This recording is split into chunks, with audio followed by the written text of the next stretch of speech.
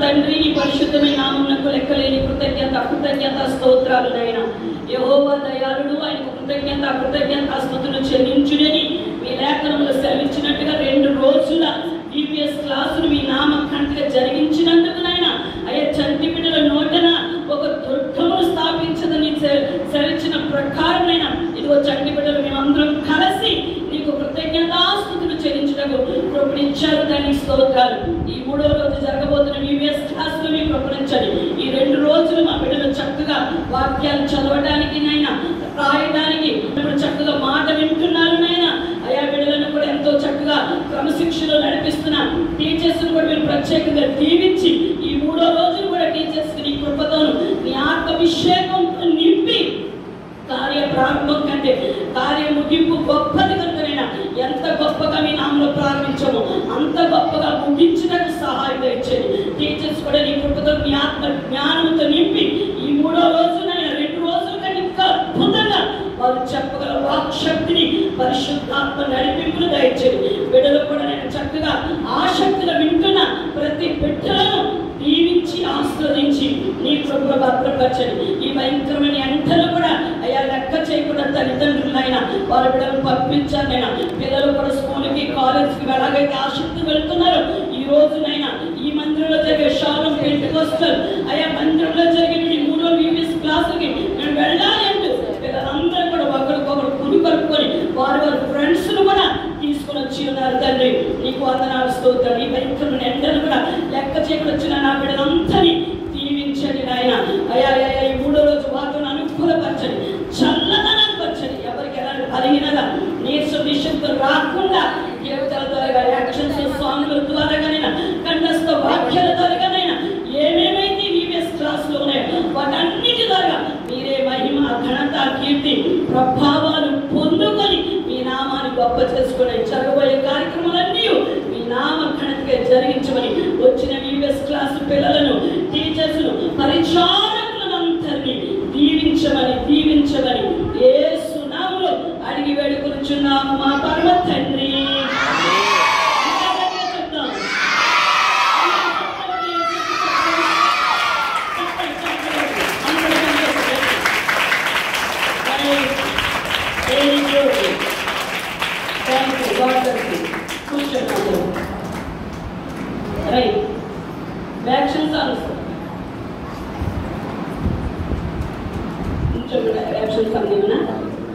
ఇప్పుడు మన Sunday school teacher గారు స్వప్న గారు వచ్చి మీకు అందరికీ యాక్షన్ సాంగ్ నేర్పిస్తారుగా చక్కగా చేయాలమ్మా.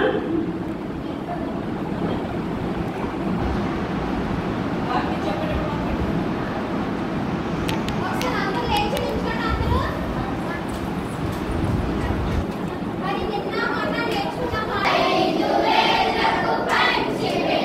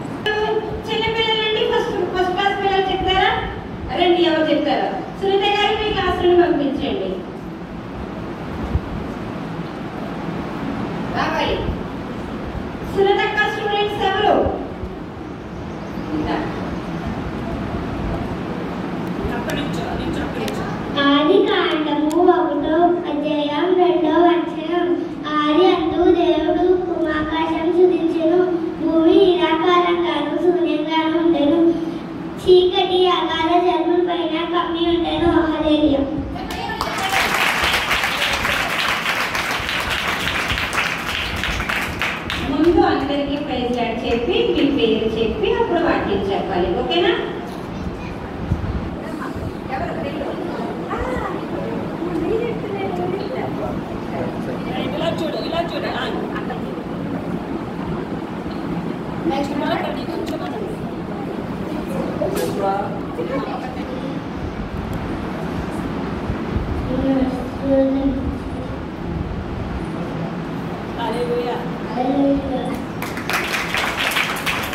నెక్స్ట్ హేమక్క చెప్పు పిల్లలు.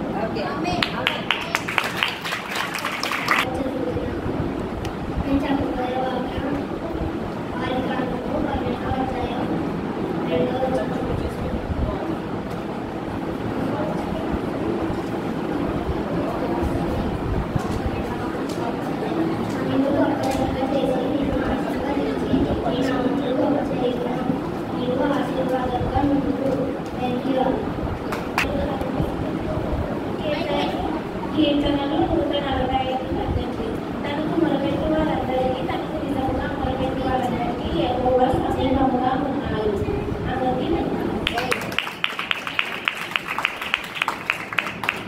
అందరికీ ప్రైజ్లో నా పేరు యెహోవాను చెప్పుకునే వాక్యం మొదటి యోహాను 1:9 మన పాపములు అని ఒప్పుకొనులో ఆయన నమ్మదగిన వాడు నీతిమంతుడు కనుక ఆయన మన పాపములను క్షమించి సమస్త దుర్నీతి నుండి ఆయన మనలను పవిత్రులను చేసేదను. అందరికీ ప్రైజ్లో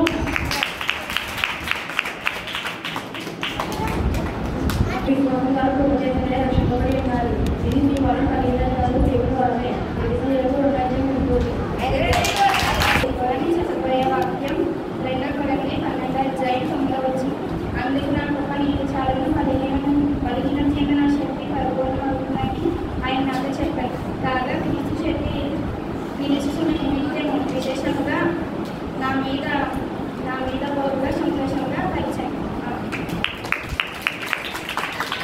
నా పేరు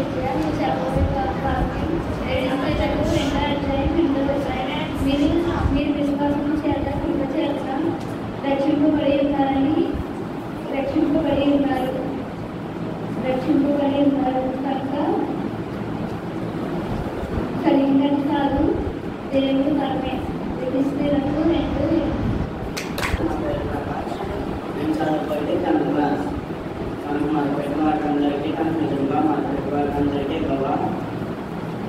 సమీపంగా ఉన్నాడు.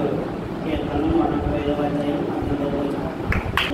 నా పేరు కలిగని చనిపోయే వాక్యం మొదటి యోహాను 1:9 మన పాపములను మనం ఒప్పుకున్న ఎడల ఆయన నమ్మదగిన వాడు నీతిమంతుడు కనుక ఆయన మన పాపములను క్షమించి సమస్త దుర్నీతి నుండి మనలను పవిత్రులుగా చేయను. చెప్పబడి ఆదికాండము 1:8 దేవుడు వారిని ఆశీర్వదించను. ఎట్లనగా మీరు ఫలించి అభివృద్ధి పొంది విస్తరించి భూమిని నిర్మించి దానిని లోపరుచుకుని సముద్రపు చేపలను ఆకాశ పక్షులను భూమిని పాకే ప్రతి జీవును ఏలుతురని దేవుడు వారితో చెప్పారు. నా పేరు నేను 5వ తరగతి చదువుతున్నాను. ఇప్పుడు నేను చెప్పబోయే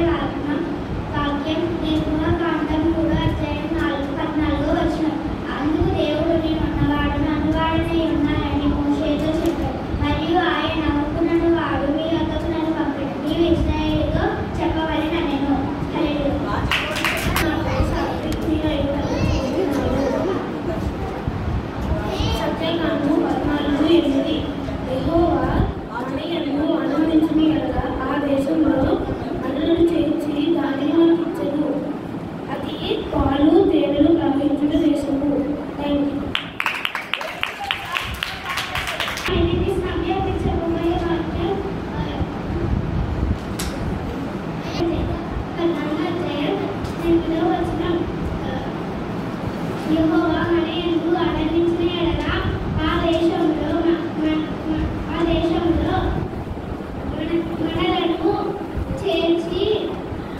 మనలను చేర్చి దానిని మనకిచ్చును.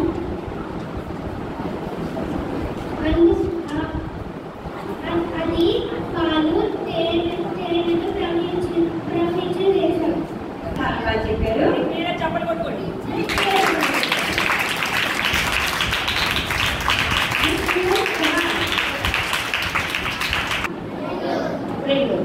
నిన్న రెండు మన రెండు కదా. మరి మొదటి రోజు మొదటి క్లాస్లో ఎవరి గురించి నేర్చుకున్నారు? ఆవు గురించి నేర్చుకున్నారు. ఆదాముని అవని దేవుడు ఎలా సృష్టించాడు? మట్టితో సృష్టించాడు కదా. మరి అవ్వగారిని ఎలా సృష్టించారు? మరి ఎవరి రూపంలో మనం చేస్తాడు దేవుడు? మరి మనకి ఆహారాన్ని గోధుమలు చేయడానికి మనకి ఆహారంలోకి ఏదైనా తోటలో చాలా చెట్లను దేవుడు సృష్టించాడు కదా. అయితే వాటిలో ఏ చెట్టు ఫలం తినొద్దని చెప్పారు? అది తినొద్దారు. అది తిండి ఏం జరుగుతుందని చెప్పారు? నిశ్చయంగా చచ్చిపోదామని చెప్పారు. మరి అమ్మమ్మ దేవుని ఆజ్ఞకి లోబడిందా లోబడలేదా? మరి ఏం చేసింది? తినేసింది.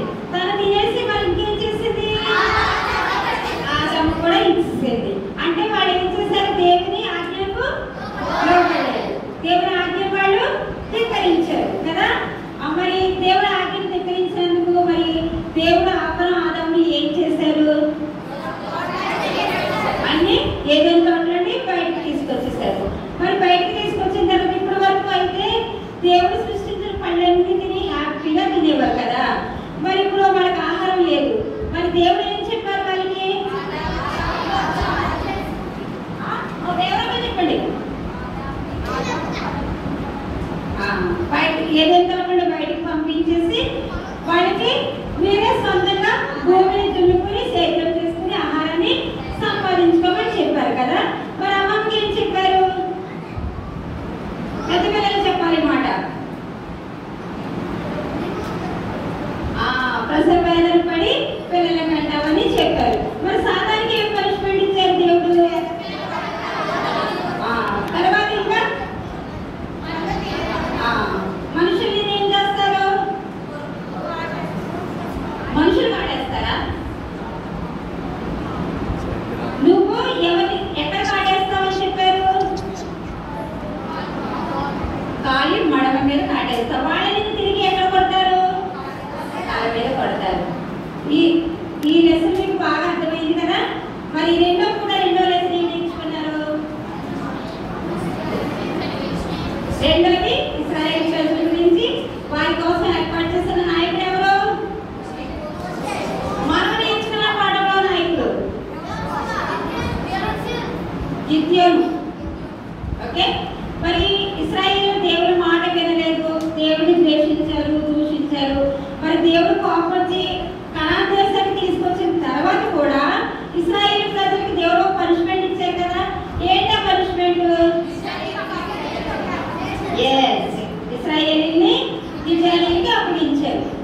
ఎన్ని సంవత్సరాలు అప్పగించారు? వాడు బానిసత్వంలో ఉన్నారా? 7 సంవత్సరాలు మరలా ఉన్నారు. మరి అప్పుడు వీడికి ఏం కలిగినప్పుడు మరి ఎన్నాడు మేము ఈ బాధను భరించాలి, ఎన్నాడు వీళ్ళకి కింద మీద దాసీలుగా ఉండాలి, వీళ్ళకి భయపడి బ్రతకాలి అని మరి వాళ్ళు ప్రార్థన చేశారు కదా. ఎవరు ప్రార్థన చేశారు? ఇశ్రాయేలు చేశారు. ఇశ్రాయేలు గారు ఇంకెవరు చేశారు? గిద్యోను కూడా చేశాడు కదా. దేవుడికి చేసినప్పుడు దేవుడు ఏం చేశాడు? గిద్యోను వద్దకు ఎవరిని పంపించాడు? దూతను పంపించాడు. మరి దూత వచ్చి గిద్యోన్ని ఏమని పిలిచాడు? వెరీ గుడ్, పరాక్రమం గల బలాఢ్యుడా. అప్పుడు గిద్యోను ఏమనుకున్నాడు? ఆ మాట విని నేను బలవంతుడిని అని అనుకున్నాడా? ఏమనుకున్నాడు? నేను చాలా బలహీనుడను, అల్పుడను, నాకేమి రాదు అన్నాడు. అప్పుడు దేవత మళ్ళా ఏం చెప్పింది గిద్యోనుతో? నీకు ఎవరు గుడ్. దేవుడు నీకు తోడుగా ఉన్నాడు, నీ వెనక నిలిచి ఉన్నాడు, నువ్వు యుద్ధానికి వెళ్ళమని చెప్పాడు. ఓకేనా? మరి అప్పుడు మరి గిద్యోను నమ్మాడు ఆ మాట? నమ్మలేదా? ఏం చేశాడు? నువ్వు నా పక్కన ఉన్నావు అంటే, నా వెనక ఉన్నావు అంటే నాకు ఒక ఏంటి అడిగాడు? సూచన కావాలి అని అడిగాడు. అంటే దేవుడిని గిద్యోనే టెస్ట్ చేశాడు కదా. మరి అప్పుడు దేవుడు ఏం చేశాడు?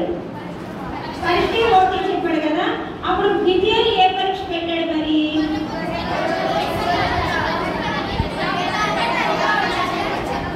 ఒక్కటి చెప్పండి.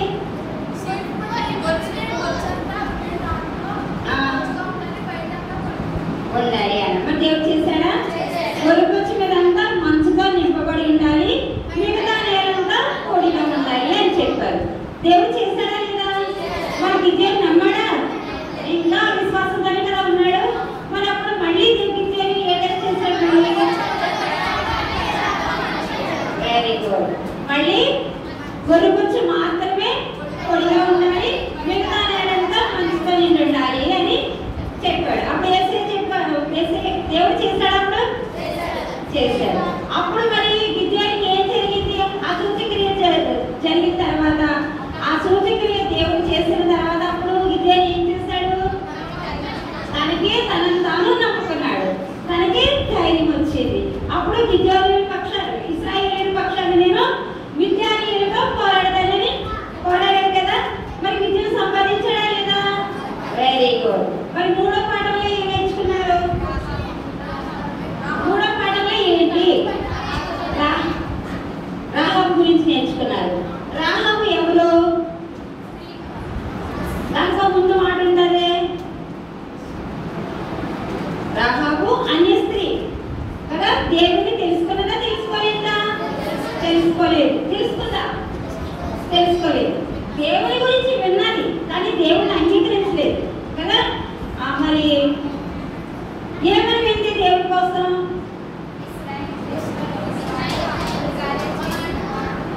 దేవుడు ఇశ్రాయేలు ప్రజలకు చాలా గొప్ప కార్యాలు చేశాడని, ఆశ్చర్య కార్యాలు చేశాడని, అద్భుత కార్యాలు చేశాడని గతంలో నేను వెరీ గుడ్ గతంలో నేను విని ఉన్నాను. అందుకని ఇశ్రాయేలు ప్రజలు యెహోషువను ఇశ్రాయేలు వేగుల వారిని ఎవరు పంపించారు? యెహోషువ పంపించాడు. ఎక్కడికి పంపించాడు? ఎరికో పట్టణానికి పంపించాడు. ఎరికో పట్టణంలో ఏం చేయమని చెప్పాడు? అక్కడ పరిస్థితులు ఎలాగున్నాయో చూసి రమ్మని పంపించాడు. మరి వీళ్ళు వెళ్ళినప్పుడు మరి వీళ్ళు దొరికిపోయారా? దొరకలేదా? దొరకలేదు. కానీ ఎవరికి తెలిసింది వీళ్ళు వచ్చారని? ఇశ్రాయేలు ప్రజలకు వేగుల వారు వచ్చారని ఏ రాజుగారికి? ఎరికో రాజుగారికి తెలిసింది. అప్పుడు ఎరికో రాజుగారు ఏం చేశారు? సైనికులు పంపించారు.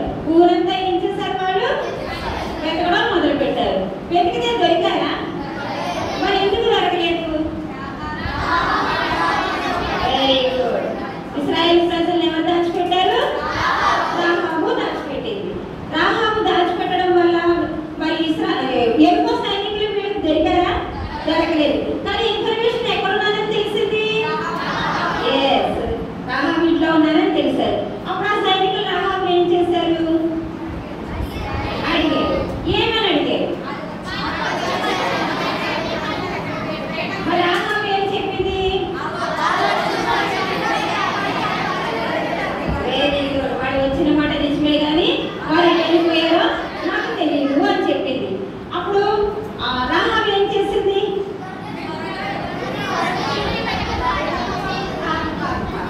ముందు వేగుల వారిని రాహాబు ఎక్కడ దాచిపెట్టింది?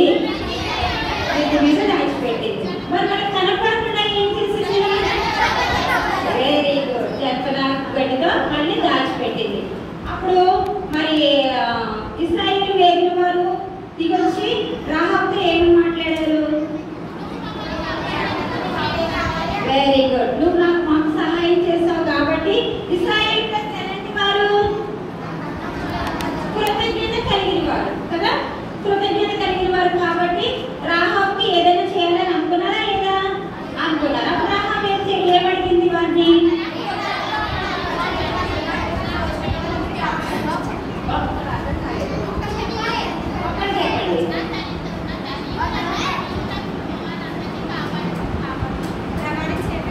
Okay, very good. నన్ను, నా కుటుంబాన్ని, నా తల్లి కుటుంబాన్ని, నా తండ్రిని, నా తోడబుట్టిన వారి కుటుంబాన్ని కాపాడండి. ఎరుకో కూల్చి వేసినప్పుడు నా కుటుంబాన్ని రక్షిస్తానని ఏం తీసుకుంది? మాట తీసుకుంది. మరి మాట ఇచ్చారా? ఇచ్చారు. మరి యుద్ధం చేసినప్పుడు ఎరుకో అదే రాహాబు కుటుంబాన్ని ఎలా తప్పించారు? మరి వెరీ గుడ్. ఒక ఆనవాళ్ళు చెప్పారు. ఏ ఆనవాళ్ళు అది? కడితే అందరినీ సంహరిస్తాం, కానీ ఈ కుటుంబాన్ని వదిలేస్తాము, మిమ్మల్ని కాపాడదామని వాగ్దానం చేశారు. మరి ఇశ్రాయేలు ప్రజల వాగ్దానం నెరవేర్చారా లేదా? Very good. మరి మధ్యాహ్నం 3 లెసన్లు ఏం చెప్తున్నారు? ఎవరి గురించి నేర్చుకున్నారు? యాకోబు, ఏసావు నేర్చుకున్నారా? మరి వీళ్ళిద్దరూ ఎవరు? ఎవరమ్మా? సహోదరులు. ఎవరి పిల్లలు? ఇస్సాకు కుమారులు. మరి ఇద్దరికి ఎందుకు వైరం వచ్చింది? ఆశ, జ్యేష్ఠత్వం గురించి వైరం వచ్చింది. జ్యేష్ఠత్వం గురించి వాళ్ళిద్దరికి వైరం వచ్చింది. మరి జ్యేష్ఠత్వాన్ని ఎవరు పొందుకున్నాడు? ఎలా పొందుకున్నాడు? తండ్రిని ఏం చేశాడు? మోసగించాడు. ఎలా మోసం చేశాడు? యాకోబులాగా వేషం వేసుకుని వచ్చాడు కదా. యాకోబుని, యాకోబుని మరి ఇస్సాకు గారు ఎలా గుర్తుపెట్టేవాడు? ఇతను పెద్ద కొడుకు, ఇతను చిన్న కొడుకని అని. మరి యాకోబు గారు ఏ పని చేసేవారు? యాకోబు ఏ పని చేశారు? వేటకెళ్ళి జంతువుల్ని వేటాడేవారు. మరి యాకోబు గారు ఏ పని చేసేవారు? సేద్యం చేసి పంటను పండించేవారు. మరి దేవుడు ఎవరి ఫలాన్ని అంగీకరించాడు? యాకోబు ఫలాన్ని అంగీకరించాడు. మరి యాకోబు జ్యేష్ఠత్వాన్ని పొందేశాడు కదా. మనకు యాకోబు ఏం చేశాడు? మరి తనకి ఏమొచ్చింది? కోపం వచ్చింది. కోపం వచ్చి ఏం చేశాడు? ఎవరిని? యాకోబుని చంపాలని ఎంతమంది మనుషులుగా వచ్చాడు? 400 మంది మనుషులు తీసుకుని వచ్చాడని అక్కడ ఇశ్రాయేల్లో వేరే వాళ్ళు వచ్చి యాకోబు గారికి చెప్తారు. అప్పుడు మరి యాకోబు ఏం చేశాడు? భయపడి పారిపోయాడు. ఆ తర్వాత ఏం చేశాడు? ఎవరైనా చెప్పేది? దేవునికి ప్రార్థన చేసి దేవుని దగ్గర క్షమాపణ తీసుకున్నాడు. ఓకేనా? మరి నాలుగో కథ స్టోరీ ఏంటి? పంపించేయండి. ఇంత నుంచి కోట్ వేసుకున్నా, గిల్ వేసుకున్నా. నువ్వు లేకమ్మా, అమ్మాయి నువ్వు లే. అయ్యి బాబా నువ్వు లేక లేక ఇలా కూర్చొని ఈ పేపర్ ముందు టీచర్స్ వైపు చూడండి. 4 కోట్లో మీ టీచర్స్ చెప్పిన వాక్యాన్ని మీరు చాలా శ్రద్ధగా విన్నారు. విన్న గురించి మీరు అడిగిన ప్రతి దానికి సమాధానం చెప్పారు కదా. వాక్యాలు కంటే వాక్యాలు కూడా ఏ రోజు వాక్యం ఆ రోజు నేర్చుకున్నారో చదువుకున్నారు కదా. అందరూ చాలా బాగా పార్టిసిపేషన్ చేసినందుకు మీ అందరికీ మా తరఫున థ్యాంక్స్. మీకు మీరు అప్రిషియేట్ చేసుకోండి.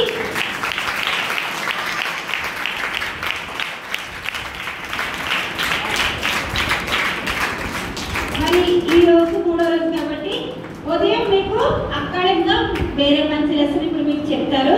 అది కూడా నేను సాయంత్రం అన్ని ప్రశ్నలు అడుగుతాను. మీరు జాగ్రత్తగా వినాలి. అడిగిన ప్రతి దానికి జవాబు చెప్పాలి. తర్వాత first section, second section, third సెక్షన్లకి ఎగ్జామ్ వారాలుగా ఉంటుంది. అవి అక్కడ టీచర్లు అడుగుతారు. మీరు జవాబు చెప్తే మీకు మంచి మార్క్స్ వేస్తారు. 4th సెక్షన్, 6th సెక్షన్కి ఎగ్జామ్ ఉంటుంది. వాళ్ళు రిటర్న్గా రాయాలి. మరి ఎవరు ఫస్ట్ ర్యాంక్ తెచ్చుకుంటారు, ఎవరు సెకండ్ ర్యాంక్ తెచ్చుకుంటారు, ఎవరు థర్డ్ ర్యాంక్ తెచ్చుకుంటారో చాయిస్ ఈజ్ యువర్స్. కాబట్టి మీరే ప్రిపేర్ అవ్వండి. ఓకే? అందరికీ ప్రెజర్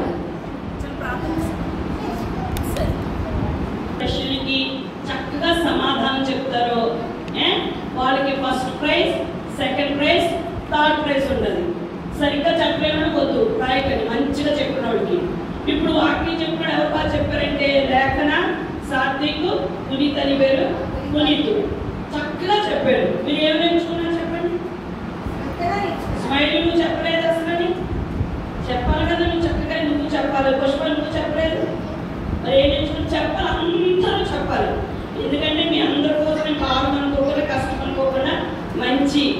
అందరూ ఎవ్వరు డిసప్పాయింట్ అవ్వకూడదు అనేసి మీ అందరూ కూడా పార్టిసిపేట్ గిఫ్ట్ కింద మంచి గిఫ్ట్ కొన్నాను. ఇప్పుడైతే ఎవరైతే బాగా చదివి పరీక్షలు రాస్తారో వాళ్ళకి first prize, second prize, third prize ఉంటుంది. వాళ్ళు కూడా మంచి గిఫ్ట్ ఈరోజే మా ఎందుకంటే మీరు మళ్ళీ ఆదివారం రారు కనుక మీకు అందరికీ కూడా ఈరోజే బయట పిల్లలందరికీ కూడా మేము ఈరోజే గిఫ్ట్స్ ఇస్తాం. ఏనా మీరు జాగ్రత్తగా వినండి. ఈరోజు అల్లరి చేయకండి, ఎక్కువగా కొట్టుకోకండి. కానీ ఎందుకు వీలుకుంటారు మీరు ఎక్కువ కొట్టుకోకండి, చక్కగా ఉండండి. దేవుని సన్నిధి మీరు చక్కగా ఉంటే దీవించుకుంటారు. రైట్? సరే మోకరించుదాం, అందరూ మోకరిద్దాం. ఒకసారి రెండు చేతులు పైకి ఒకసారి గట్టిగా హల్లెలూయా చెప్పండి.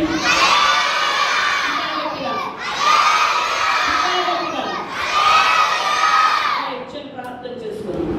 మరి అద్భుతంగా మరి చెప్పారనైనా చెప్పిన ప్రతి బిడ్డను దీవించి ఆశ్రయించి గొప్ప జనముగా మీరు హెచ్చించమని ప్రార్థిస్తూ వారు నడవలసిన త్రోవలో నాయన ఈ బిడ్డలు నడిపిస్తుండగానైనా వారు పెద్దవారినప్పుడు త్రొట్టిపోకుండా నాయన చెడిపోకుండా ఒక యోసేపు వలె, ఒక సమూయేలు వలె, ఒక దావీదు వలె, ఒక యెహోషువ వలె, ఒక మోషే వలె, ఒక కాలేబు వలె, ఒక గిద్యోను వలె, ఒక ఎస్తేరు వలె, ఒక హన్నా వలె, ఒక దెబోరా వలె మా బిడ్డలు నీలో నాయన రాబోయే దినాలు అనేకులకు మాదిరిగా మంచి మిషనరీలుగా యేసు నామములో అపోస్తలులు కేడేడుగా సంఘములో నుంచి అద్భుతమైన మిషనరీలు తయారవ్వాలని యేసు నామములో ప్రార్థిస్తూ ఈ 3 రోజులు VBS క్లాసులైనా మేము కష్టం అనుకోకుండా, ప్రయాసం అనుకోకుండా, ఖర్చు అనుకోకుండా సంఘం మీది, సేవ మీది, ప్రజలు మీ వారినైనా